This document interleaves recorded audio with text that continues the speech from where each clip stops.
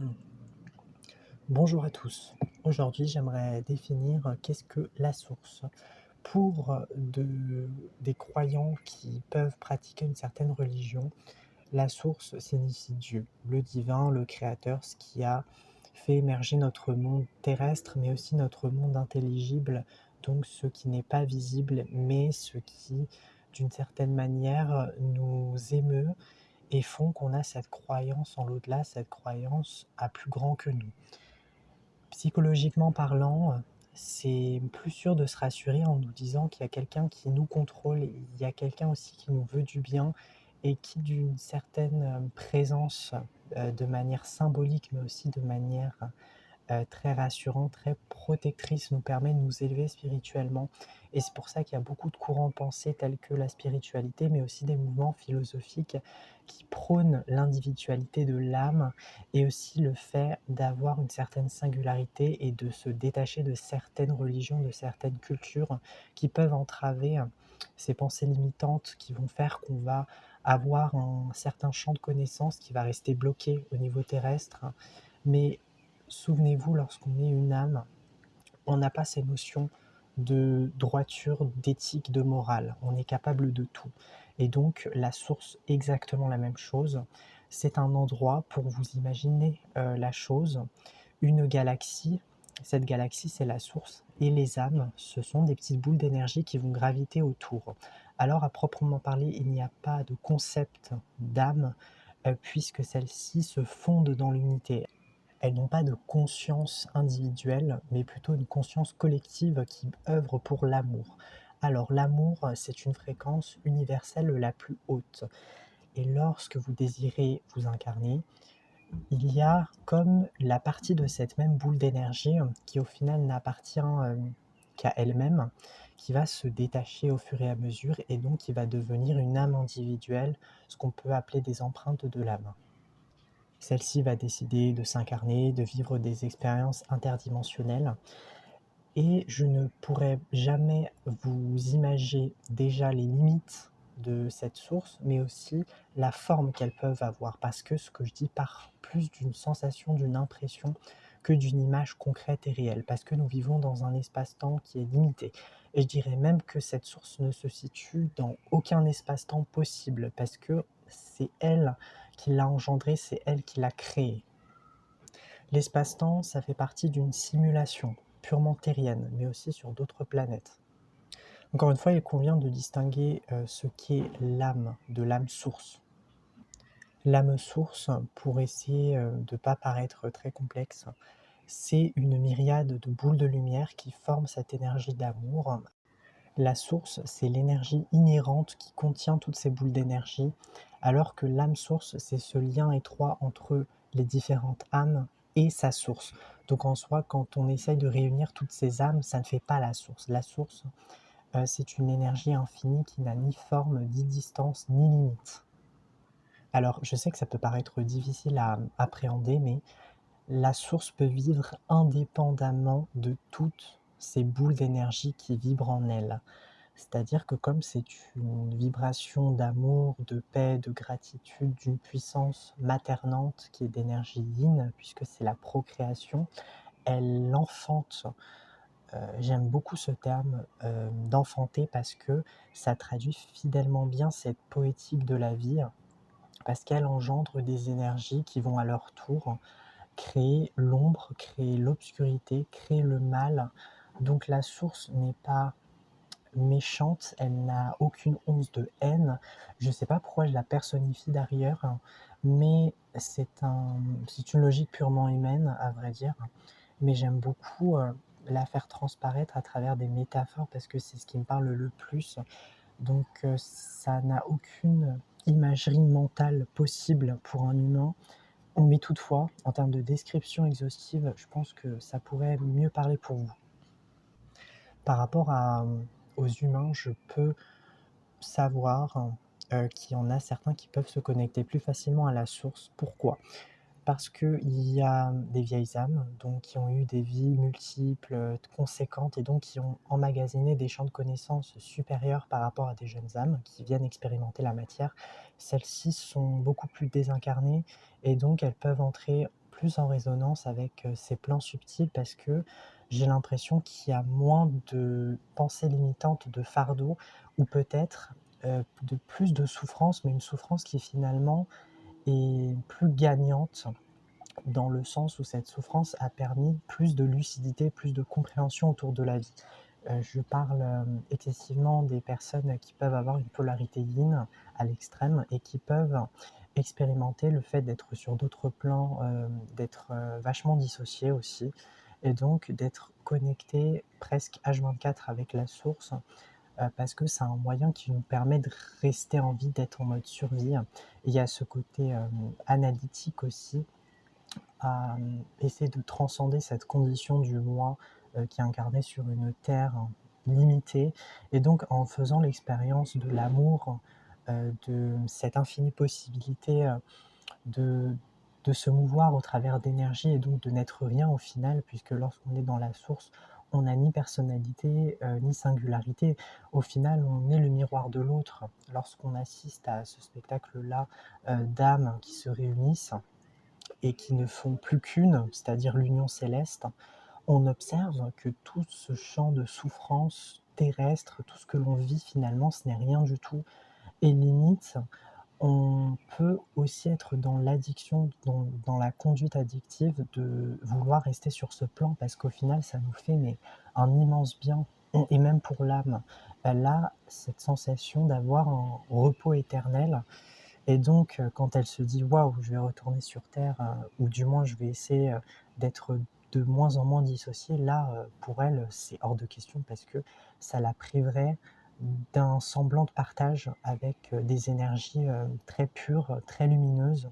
Alors que sur terre, il faut avoir fait ce minimum de travail sur soi pour obtenir cette lumière et donc je dirais que là-haut, c'est plus facile de l'obtenir et en bas, ça demande un effort considérable et peut-être que pour certains, il n'y a pas cette motivation, il n'y a pas aussi cet élan d'énergie de se dire, «Vas-y, je vais tout faire pour, y arriver, pour mettre des choses en place». Donc, dans mon expérience à moi, je peux parler de la source, mais de mon point de vue, de mes perceptions, parce que ce que vous n'oublierez jamais, c'est que chaque humain a sa perception propre par rapport à la source, par rapport à Dieu, au créateur, à l'univers, au cosmos, à l'avant Big Bang. Je peux même parler de ça parce que pour moi, l'univers est infini, illimité, il n'a aucun espace-temps possible. La temporalité, c'est très subjectif aussi puisque d'un endroit à l'autre dans l'univers, le temps peut s'écouler plus ou moins longtemps sur certaines planètes aussi. D'ailleurs, je ne sais pas si vous avez regardé Interstellar, mais c'est extrêmement fascinant lorsque des astronautes dévient sur une planète et chaque seconde, c'est en réalité mais une éternité sur Terre. Donc pour vous donner ce type d'exemple spécifique, je trouve que nous ne savons rien de l'univers, nous ne savons rien aussi de la source. Ce que je dis, c'est une impression. Évidemment, c'est à prendre avec des pincettes et avec du recul. Et la source est connectée, à la 5D, à la rêverie et aussi à la compassion. Plus vous avez de la compassion, plus vous avez accès à cette, source parce que l lorsqu'on monte vibratoirement et même lorsque, je sais pas, vous êtes en phase un peu, de sommeil où vous vous dites: «Je sais plus où trop où je me situe là dans l'univers physique». Quand vous êtes entre les 2 mondes, entre le subtil et le physique, vous pouvez avoir ce champ de canal, c'est-à-dire l'intuition, les anges gardiens, les mémoires karmiques, tout ça et je dirais que vous serez, plus à même de capter ces énergies-là parce que, tout simplement, vous ne serez pas dans le mental, vous ne serez pas dans la réflexion. Quand on est crevé, on est crevé. On a juste une envie de dormir et au lieu d'être acteur, on demeure comme un scénariste, quelqu'un qui est en arrière-plan et qui assiste à une scène et qui n'a pas de jugement, juste qui la voit, c'est tout. Ça pourrait faire le parallèle avec la source. Donc la source, ce n'est pas seulement une question de découverte de, «Waouh, à quoi ça ressemble», c'est plus, une contemplation évasive, un endroit qui nous permet d'aller mieux. Ces âmes vont comme interférer, laisser une empreinte énergétique au sein de l'autre âme, à la manière d'une collision entre 2 petites bulles, par exemple. On sait que l'une des 2 ne restera pas intacte et qu'il y aura une conséquence derrière ça. et ça va s'opérer sur des plans physiques.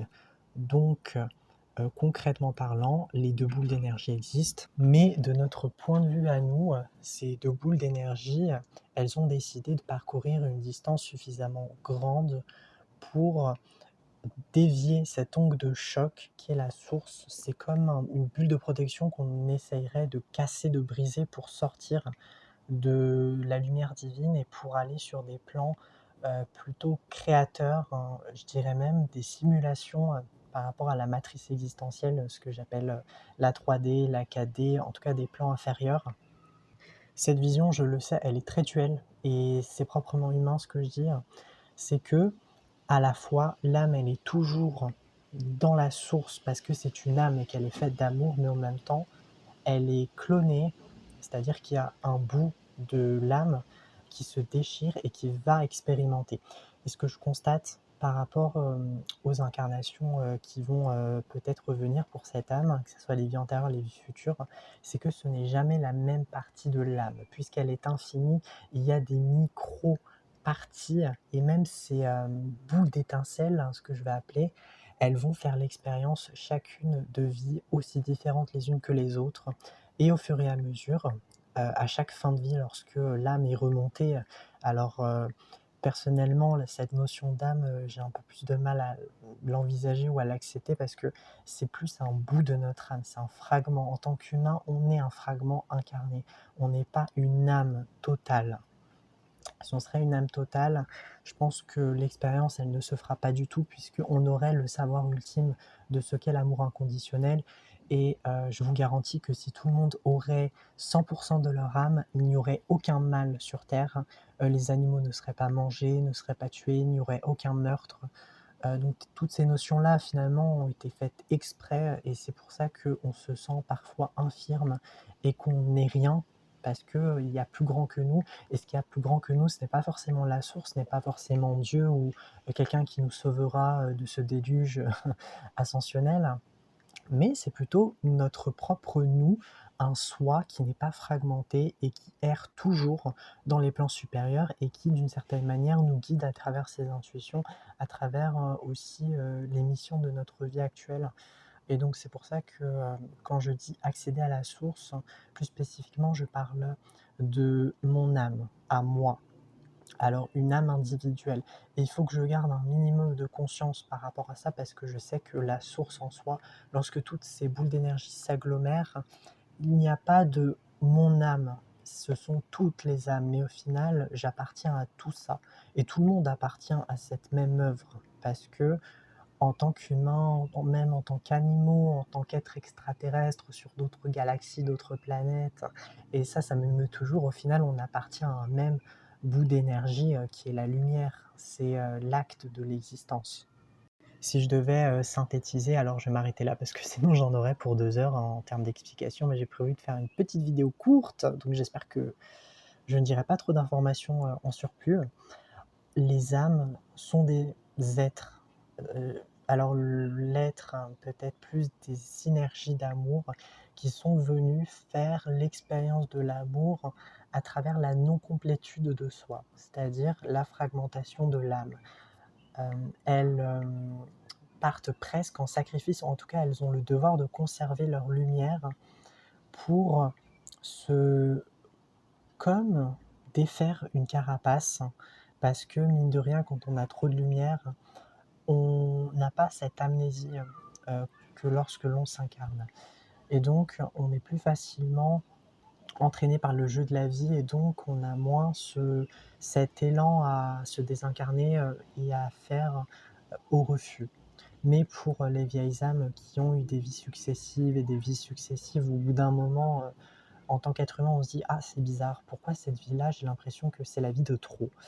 Et du coup, ça nous rappelle, ou en tout cas, ça nous ramène à cette notion de complétude qu'on avait en tant qu'âme et qui creuse des blessures en nous et qui nous font dire que non, non, en fait, nous, on a envie d'être des âmes et pas juste un corps humain à moitié desséché qui va finir sa vie juste à attendre par ennui. Donc, je sais que cette vision, elle est assez pessimiste et triste, mais certaines personnes peuvent le penser. Je suis dans ce cas de figure spécifique. Pour retenir les choses, l'âme elle ne choisit pas de s'incarner totalement lorsqu'elle est dans la source, parce que l'énergie où elle a été créée, c'est la source qui la retient. Elle appartient d'une certaine manière à la source.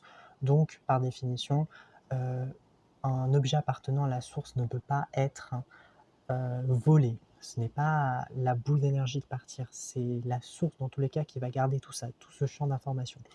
Sauf si la source décide de séparer ce noyau, cette étincelle de lumière. Et donc, c'est plus facile pour une lumière de ne pas avoir cette lourdeur de la totalité de son existence matricielle, en décidant de se découper, en tout cas de se décharger de tout ça et d'être une petite boule d'énergie qui est extrêmement rapide. Et même au niveau des lois quantiques, c'est exactement la même chose. Lorsque un objet de petite taille, c'est plus facile pour elle de se déplacer à une vitesse plus fulgurante et donc d'avoir cette notion de liberté en elle. Alors que pour une âme, ce n'est pas la même chose. Une âme, dans sa totalité, elle va quand même se souvenir de tout ça et le jeu de la vie ne se fait pas.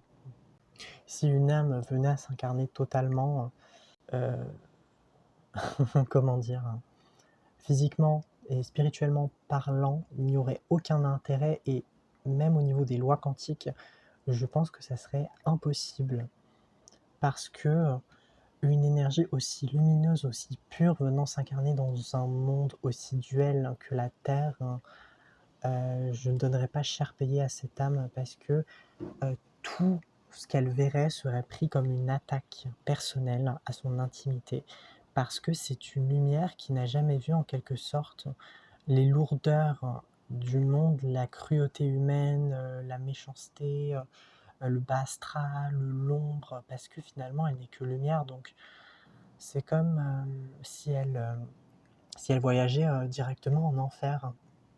Pour une âme, l'enfer c'est sur terre, hein. Voilà. Mais si c'est un bout de son âme, ok, là on peut quand même essayer de voir ce que la vie nous réserve. Et donc c'est plus facile pour elle. Et lorsque ce bout d'âme va se réintégrer à son âme, comme dans ce champ d'histoire personnelle avec les vies qu'elle a emmagasinées au fur et à mesure, alors techniquement c'est pas l'âme dans sa totalité, hein, c'est des bouts d'âme.